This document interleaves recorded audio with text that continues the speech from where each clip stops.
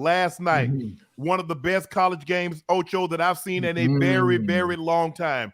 In-state rivals. There was a lot said. Jay Norvell took his shot.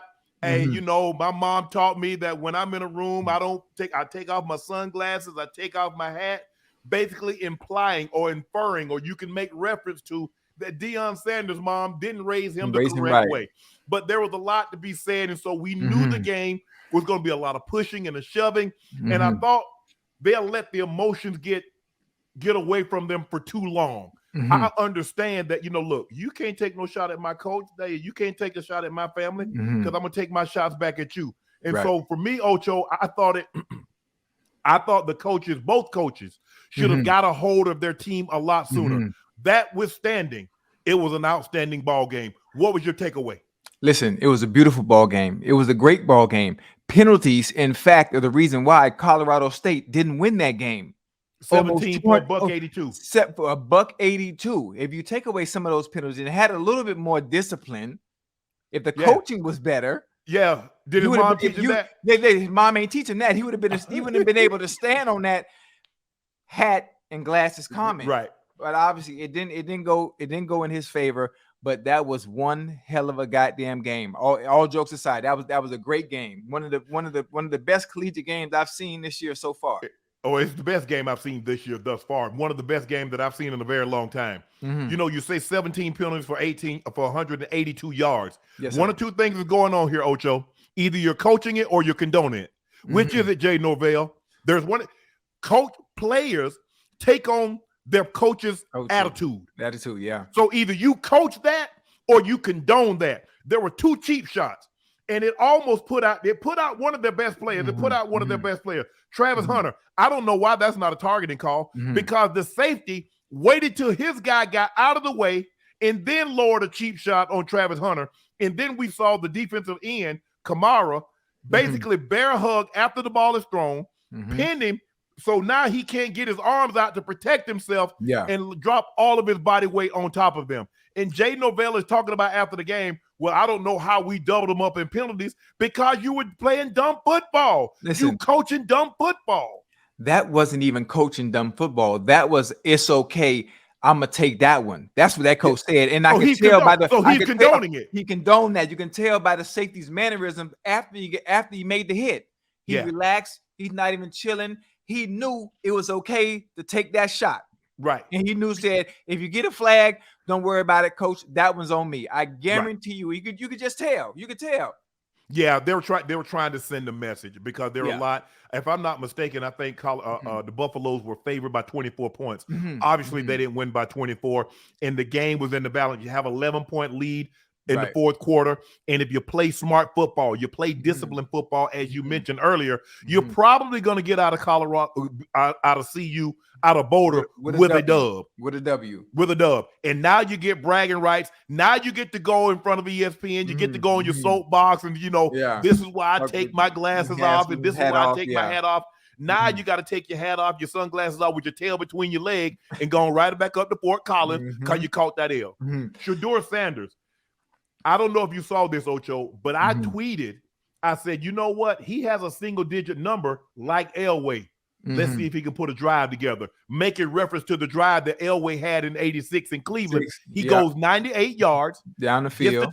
Right. They go into overtime, kick the game-winning field goal. Shedeur Sanders goes 98 yards, get the touchdown, but he has to go for two. Get the two.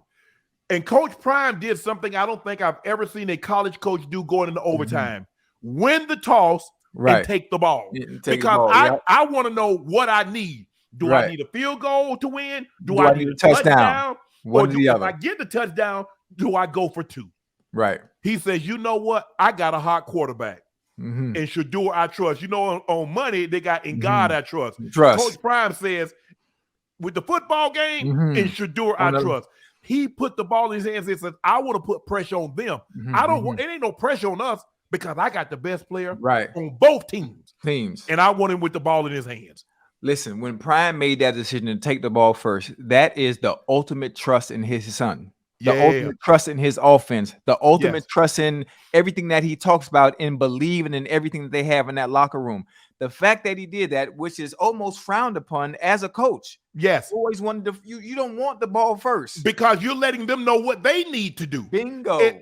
And plus, you give them an opportunity because I also tweeted, I was like, I believe they go for 2 and try to win it here. Right. Because now you got them on their heels. You just scored a touchdown, and he didn't do that. So now he left the door open for them to come back and play and to play on. But I'm not so sure in that situation. I really don't have anything to lose. Right. Because I was expected to lose anyway. I think I'm going for 2, Ocho. I don't know how you feel about it, but I think I'm gonna go for 2 in that situation. Yeah, most definitely. I'm trying to get up out of there, get him up out of there. I don't want no more pressure. I don't want no more pressure on my back, and I'm trying to get up out of there with that W at all costs. Throwing the kitchen sink at him.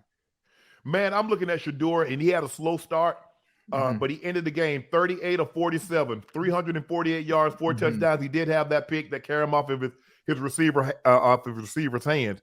The question was, Ocho, is that you heard and I heard all last year. Yeah, he's putting up those numbers, but look at the level of competition he's putting those numbers up against. And so now, what's your argument?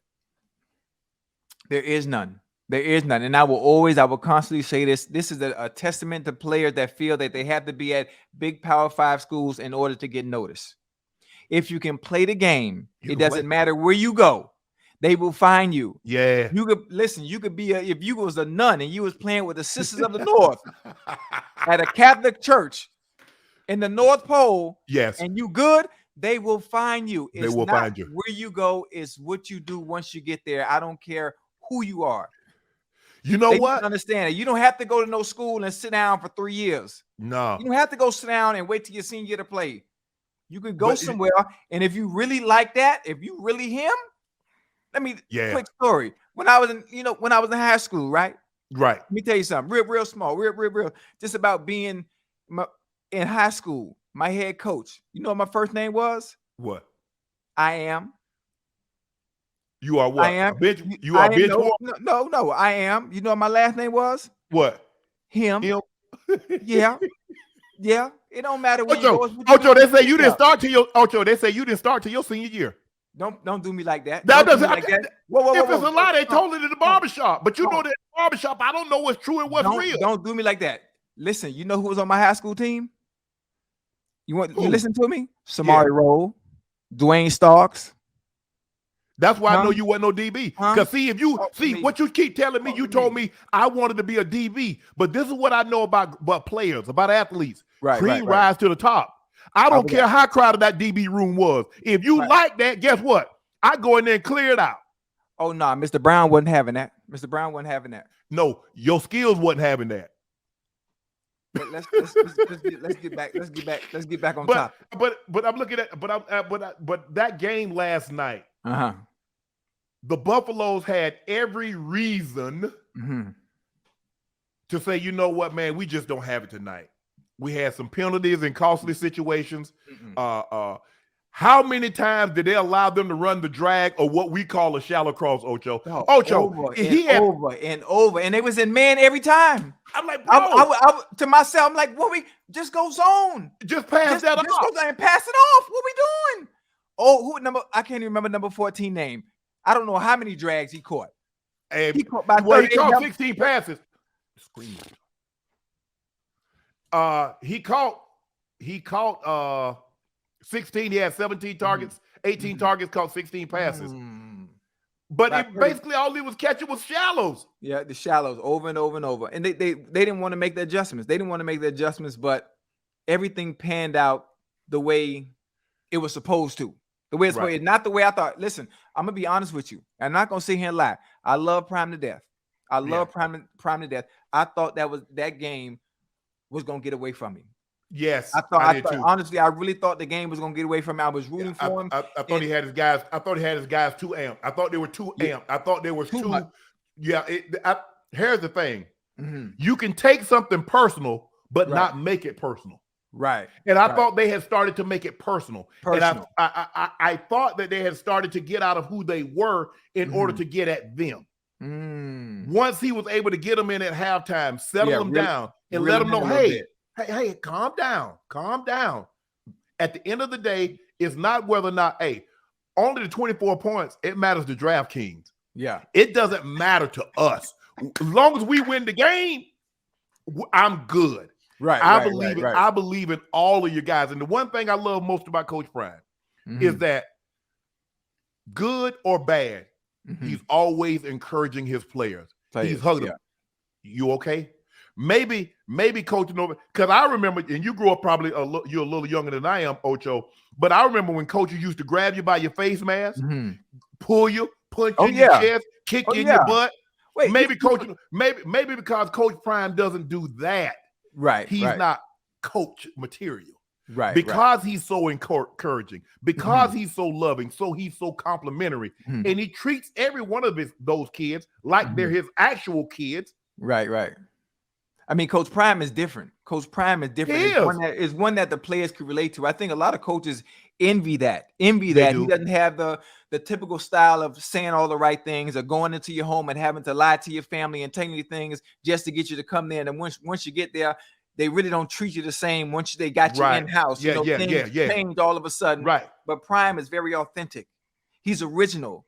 Right. He's original. One of the things that very many coaches at the collegiate level aren't from day one. They have to be someone that they're not. And I think that upsets him. Prime, he took the position, one of the most powerful positions in collegiate football that not many of us are afforded the opportunity to do, to lead men, black men, white men, bringing everybody together and changing the program like this in a snap of a finger. Right.